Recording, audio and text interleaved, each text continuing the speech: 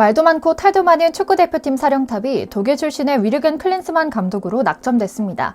당연히 여론은 부정적입니다. 내리막길을 걸은 커리어에 월드컵을 우승할 정도로 잘 나가던 독일 국가대표 선수들조차 그의 지도 스타일을 부정적으로 공개 저격한 과거 등이 떠오르고 있거든요. 물론 벤투 감독 때도 마찬가지긴 했습니다. 비판 여론이 넘쳐났거든요. 그리고 클린스만 감독 역시 한국에서 어느 정도의 성과를 낼지는 아직 미지수입니다. 걱정대로 실패할 수도 있지만 우려를 극복하고 성공의 길을 갈 가능성도 충분하거든요. 아직까지 그만큼 트로피가 많은 감독도 없었고요. 하지만 정작 온 언론이 문제 삼고 있는 것은 클린스만 감독 자체를 폄훼하는 것이 아니었습니다. 심지어는 해외 외신조차 협회에 이 문제에 주목하기 시작했다고 하는데요. 오늘은 벤투 감독 선임 때는 문제되지 않았고 오히려 깔끔하다라고 극찬받기까지 했던 선임 과정이 이번엔 어떤 문제가 있었던 것인지 꼼꼼히 살펴드리려고 합니다.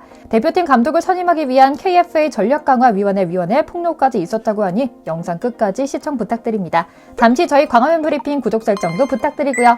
축구협회는 지난달 전력강화위원으로 총 6명을 선임했습니다. 난데없이 독일 출신의 외국인 마이클 밀러를 전력강화위원장으로 선임한 것부터 고개를 갸우뚱하게 했는데요. 그는 처음 언론을 만나 인사하는 자리에서부터 다른 위원들과 기존의 질서를 무시하는 말부터 쏟아냈습니다. 몇몇 후보자를 추천받았지만 싹 무시하고 백지에서부터 시작하겠다고 말입니다. 물론 그때는 그래도 좋게 해석해주려는 여론이 많았습니다. 적폐들로부터 쪽지로 받은 이름들은 무시하고 원칙대로 하겠구나 하고 말입니다. 그러나 상황은 정반대였습니다. 처음부터 위원으로 모신 6명은 하나같이 프로, 대항부대 현직에서 활발하게 활동하는 이들이었는데요.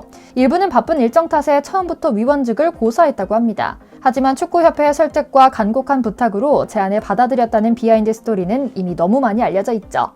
그러나 축구협회는 변하지 않았습니다. 애써 모신 위원들을 들러리로 만들었을 뿐이거든요. 이번 인사를 주도한 윌러 전력강화위원장과 기술본부장은 위원들에게 후보 면면이나 협상 과정 등은 아예 언급도 하지 않았습니다. 위원들은 안 그래도 오라가라 바쁜 일정에 짬을 내서 논의에 참여했지만 정작 실무에서 돌아가고 있는 것은 언론을 통해 흘러나오는 언론 플레이 기사들에 의존해야만 했거든요. 뿐만 아닙니다. 심지어는 클린스만 감독의 선임 소식을 발표 당일에 통보한 후 30분밖에 지나지 않아 세상의 보도 자료로 알렸다고 하는데요. 당연히 이번 인사에 위원들의 의견과 생각은 반영되지 않았죠. 어떤 감독이 필요한지, 어떤 자질을 갖춰야 하는지 등 중요한 논의는 아예 이뤄진 적도 없었고요. 이로 인해 일부 위원은 축구협회의 만행에 노골적인 불만을 드러냈다고 합니다. 설상가상 이날 회의에는 참석하지 않은 위원도 있었다고 하고요. 위원회는 여의도 국회에 있는 것도 아닌데 사실상 마비된 식물위원회 상태가 됐고 축구협회는 옳다구나 하고 위원회를 운영하는 코스프레를 한 셈이었죠.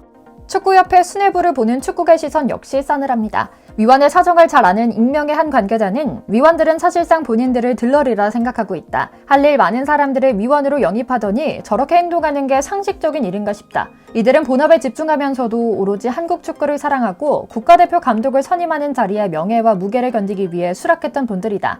축구협회가 너무 무례했다. 독일 출신의 위원장을 임명할 때부터 클린스만 감독 선임은 내정돼 있었다고 보는 이야기도 돌고 있다라고 고백합니다. 또 다른 축구인은 보다 직설적인 표현으로 축구협회가 변화해야 한다고 촉구합니다. 애초에 협회는 위원들과 긴밀하게 협의해 후보를 정할 의지가 없었던 것 같다. 애초에 정 회장을 비롯한 일부 고위 관계자들만의 의견으로 인사를 단행할 생각 아니었나? 그럼에도 바쁜 위원들을 영입해 시스템을 잘 유지하는 척 연기를 한 것과 다름이 없다. 부정적인 여론의 방패막이로 위원들을 이용한 모양새다. 처음부터 극도로 제한적인 역할을 하게 될 것이라고 언지를 줬다면 이 정도로 부정적으로 반응하진 않았을 것이라고 덧붙였고요. 사실 축구협회의 이런 불통은 어제 오늘 일은 아닙니다. 이미 소수의 감과 생각을 바탕으로 감독을 선임해 왔거든요. 거기에 인맥이라는 아주 고약한 문화까지 곁들이면 지난 몇몇 감독들이 탄생하는 것이고요. 그래서 나온 것이 위원회였습니다. 이를 보완하기 위해 기능을 강화하고 집단지성의 힘을 발휘해 시행착오를 줄이는 쪽으로 선회했던 것이었거든요. 그러나 협회는 무엇이 더 합리적인 방식인지 알면서도 더 원시적이면서 더 잡음도 많고 리스크가 큰 방향으로 유턴한 겁니다. 한 나라의 대표팀을 이끄는, 국민의 대표팀을 이끄는 감독을 선임하는 일을 맡는 축구협회를 사조직화했다고 밖에 볼 수 없는데요. 도대체 어떤 철학과 방향성으로 한국 축구를 이끄는 조직인지 알 수가 없는 것이죠. 그런데 이런 축구협회의 위상 추락과 변질은 해외에서도 주목하고 있는 것 같습니다. KFA의 수준을 명확하게 알고 있는 건데요. 이를 단적으로 나타내는 사건이 정 회장의 국제축구연맹 FIFA 평의원 의원 선거에서 고배를 마신 일입니다. 한참 아래로 내려봤던 동남아 국가들에게도 밀리는 외교 참사를 겪으며 대한축구협회라는 조직을 이끌 리더가 되기에는 부족하다는 축구계의 비판을 받고 있는 건데요. 정 회장을 보좌하는 수뇌부의 능력까지 지속적으로 의심받고 있죠.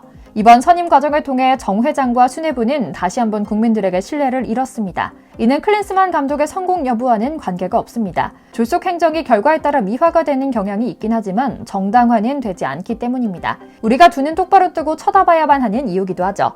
이제 우리는 일단 클린스만 감독을 응원해야만 하는 상황입니다. 워낙에 대단한 스타 출신 감독인 만큼 유럽 매체들에서도 주목하고 있는데요. 특히 공영방송 BBC는 그의 명함에 대해 분명하게 보도합니다. 과거 독일과 미국 대표팀을 이끌었던 클린스만이 한국으로 간다. 그는 한국과 3년 반 계약에 동의했으며 2026 월드컵 결승전까지 이어질 예정이다. 연봉은 밝혀지지 않았지만 그의 사단이 존재한다면 직전 벤투 감독 수준보다 더 많은 연봉을, 즉 25억 이상을 지불할 것으로 예상된다라고요. 이어 말합니다. 3월 24일 콜롬비아와의 평가전을 시작으로 데뷔하는 그는 최근 경력이 변변치 않았다. 3년 전 독일 분데스리가 헤르타 베를린에서 불과 10주 만에 감독직을 사임했는데 이것이 그의 가장 최근 감독직 경력이다 라고 시작한 냉철한 비판은 불과 10주 만에 라는 내용을 굵은 글씨로 표시하며 강조한 글귀로 포인트를 줬는데요.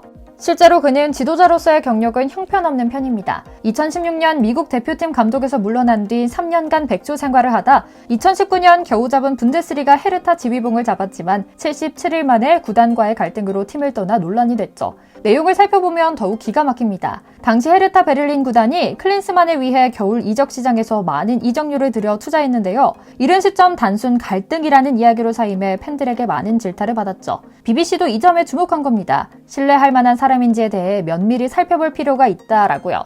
실제로 냉정하게 살펴보면 그는 이렇다 할 경력이나 지도 능력을 검증한 적이 없습니다. 그저 스타 플레이어로서의 선수 경력만 있을 뿐입니다. 물론 2004년 은퇴 직후 조국 독일 대표팀을 맡아 2006년 독일 월드컵에서 3위라는 호성적을 내기도 했습니다. 미국 대표팀에선 2014년 브라질 월드컵 16강 진출을 이끌며 주목받았죠. 그러나 탁월한 리더십에 비해 형편없는 수준의 전술 능력에 대해서는 비판받곤 합니다. 독일을 지휘할 당시에도 수석 코치였던 요하임 레브에게 선수 점검이나 스케줄 조정 대부분을 맡기고 자신은 가족과 미국에서 보고받는 형식으로 일을 처리해 상당한 비판을 받았던 건데요.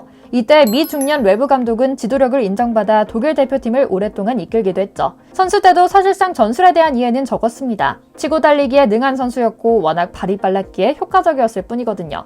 뿐만 아닙니다. 미국 대표팀을 잡은 이후에는 일부 선수들과 마찰을 빚기도 했습니다. 2018 러시아 월드컵 예선에서는 졸전 끝에 월드컵 진출에 실패하자 곧장 경질됐고요. 클럽팀 경력은 더욱 처참합니다. 2008년 독일 바이에른 뮌헨에 부임했지만 1년을 채우지 못하고 경질됐습니다. 이에 축구협회는 그가 재임 기간 동안 한국에 거주할 예정이라고 못 박았습니다. 그런데 좀 우습습니다. 한국 대표팀 감독이 한국에 거주하는 걸 그렇게 자랑스럽게 뽐낼 일인가 싶은 겁니다. 일단 다음 주 중에 한국에 입국한다는 클린스만 감독을 환영하며 기대해야 할 겁니다. 그러나 계속 두 눈 똑바로 뜨고 KFA와 감독을 지켜봐야 할 것이란 생각도 듭니다. 오늘 준비한 영상 여기까지고요. 저희 광화문 브리핑 구독, 좋아요도 부탁드려요. 시청해주셔서 감사합니다.